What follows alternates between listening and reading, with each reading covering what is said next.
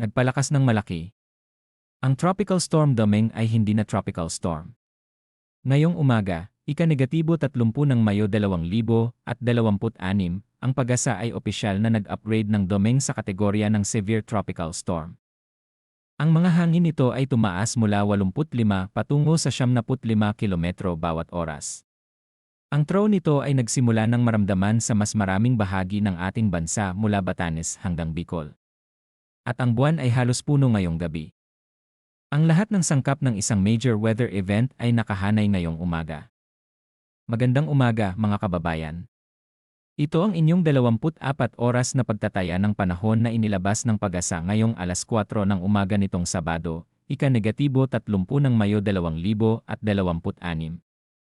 At ngayong umaga, mayroon kaming isang kritikal na ulat ng isang bagyo na patuloy na lumalalakas at nagpapalawak ng kanyang epekto sa malawak na bahagi ng ating bansa. Simulan natin sa pinakamahalagang balita ngayong umaga. Simula alas 3 ng umaga ngayong araw, ang sentro ng Severe Tropical Storm Domeng ay tinatantya ng Pag-asa sa 780 kilometro sa silangan ng Northern Luzon, nakalagay sa 16.9 degrees Hilaga. 130.9 degrees silangan. Ang bagyo ay gumagalaw patungong Hilagaang Kanluran sa bilis na 15 kilometro bawat oras. Ang pinakamataas na tuloy-tuloy na hangin ay 75 kilometro bawat oras malapit sa sentro, na may mga gust na umabot sa 115 kilometro bawat oras. Ito ay isang makabuluhang upgrade. Ang Domeng ay hindi na ordinary na tropical storm. Ito ay isang severe tropical storm na isang kategorya na lamang ang layo sa pagiging isang typhoon. At ayon sa Pag-asa, ang Domeng ay inaasahang maabot ang typhoon category ngayong araw habang ito ay nasa ibabaw ng Philippine Sea. Sa kasalukuyang bilis ng intensification, ang posibilidad ng pagiging typhoon ng Domeng bago mag-sunset ngayong araw ay napakataas. Pag-usapan natin ang pinaka-critical na bagong development ngayong umaga. Ang trough ng Severe Tropical Storm Domeng ay dramatic na nagpalawak ng kanyang coverage ngayong umaga. Kahapon ng hapon, ang Eastern Visayas, Sorsogon, at Masbate lamang ang kasama sa listahan. Ngayong umaga, ang listahan ay lumawak ng malaki. Ang Bicol Region, Batanes, Ilocos Norte, Apayao, Cagayan, Quezon, Northern Samar, Eastern Samar. At Samar ay kasalukuyang nakakaranas ng maulap na kalangitan na may nakakalat na ulan at mga kulog-kidlat dahil sa trough ng Severe Tropical Storm Domeng. Ang pagdaragdag ng Batanes, Ilocos Norte, Apayao, at Cagayan sa listahan ay isang napakamakabuluhang development. Nangangahulugan ito na ang trough ng Domeng ay umabot na sa pinakahilagang bahagi ng ating bansa. Ang mga lugar na ito ay malayo sa sentro ng bagyo, ngunit ang epekto ng trough ay naramdaman na rin nila ngayong umaga. Ang katamtaman hanggang minsan ay malakas na ulan ay posibleng magdulot ng flash floods at landslides sa lahat ng mga lugar na ito. Kasabay nito, ang southwesterly wind flow ay patuloy na nagpapalawak. Ang Mimaropa, Western Visayas, Negros Island Region, Zamboanga Peninsula, Sox-Sargen, Barm, Batangas, at Lanao del Norte ay kasalukuyang nakakaranas ng maulap na kalangitan na may nakakalat na ulan at mga kulog-kidlat dahil sa southwesterly wind flow. Pansinin ang pagdaragdag ng Mimaropa at Batangas sa listahan ngayong umaga, nagpapakita na ang habagat ay patuloy na nagpapalawak ng kanyang influence patungo sa mas malapit na mga lugar sa Metro Manila. Para sa Metro Manila at natitirang bahagi ng bansa, ang bahagyang maulap hanggang maulap na kalangitan na may mga isolated na rain showers o thunderstorms ay inaasahan dahil sa localized thunderstorms.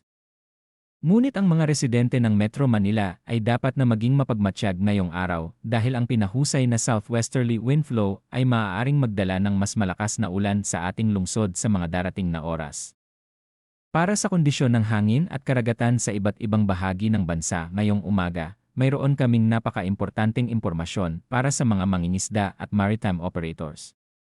Para sa Northern Luzon, ang hangin ay moderate hanggang malakas mula sa Hilagaang Silangan patungo sa Hilagang Kanluran, na may coastal waters na moderate hanggang magaspang at umabot sa 1.2 hanggang 2.8 metro. Ito ay isang mapanganib na kondisyon ng karagatan para sa maliliit na sasakyang dagat. Para sa Central Luzon at Eastern section ng Southern Luzon, ang hangin ay magaan hanggang katamtaman mula sa Hilagang Kanluran patungo sa Kanluran, na may coastal waters na 0.6 hanggang 2.1 metro. Para sa natitirang bahagi ng bansa, ang hangin ay magaan hanggang katamtaman mula sa timog kanluran patungo sa kanluran, na may coastal waters na 0.6 hanggang 1.8 metro. Ang lahat ng mangingisda at maliliit na sasakyang dagat sa buong bansa, lalo na sa Northern Luzon kung saan ang mga alon ay umabot sa 2.8 metro, ay lubos na pinapayuhang umiwas sa paglalayag ngayong araw at gabi. Ang moderate hanggang raw sea sa Northern Luzon ay mapanganib para sa lahat ng uri ng maliliit na sasakyang dagat. Para sa temperatura at halumigmig, ang pinakamababang temperatura ay 26.0 degrees Celsius na naitala ngayong alas 5 ng umaga, at ang pinakamataas ay 35 degrees Celsius na naitala kahapon ng alas 3 ng hapon. Ang pinakamababang relative humidity ay 54% kahapon ng alas 3 ng hapon, at ang pinakamataas ay 72% ngayong alas 5 ng umaga. Para sa astronomical at tidal na impormasyon para sa Metro Manila ngayong araw, ang araw ay sumikat ng alas 5 at 26 na minuto at lulubog ng alas 6 at 21 minuto. Ang buwan ay sisikat ng alas 5 at 32 minuto ng hapon at lulubog ng alas 4 at 13 minuto ng madaling araw. Ang illumination ng buwan ngayon ay 99%. Halos full moon na ngayong gabi. Ang napakamataas na tidal activity na dulot ng halos puno na buwan ay magdadala ng mas mataas na storm surge potential at coastal flooding risk sa mga baybayin ng ating bansa ngayong gabi. Ngayon, isang comprehensive final assessment ng ating weather situation ngayong umaga. Ang severe tropical storm Domeng ay patuloy na lumalalakas at patuloy na gumagalaw patungo sa ating bansa.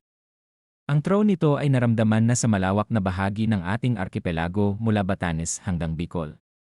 Ang southwesterly wind flow ay patuloy na nagpapalawak ng kanyang coverage. At ang raw sea sa Northern Luzon ay nagpapakita ng growing influence ng Domeng sa ating karagatan. Ang mga darating na 24 hanggang 48 oras ay magiging pinakamapanghamon na panahon para sa ating bansa. Ang lahat ng local government units at disaster risk reduction officials sa lahat ng apektadong lugar ay dapat na fully activated na ngayong umaga. Huwag hintayin ang linggo bago kumilos. Ang oras ay ngayon.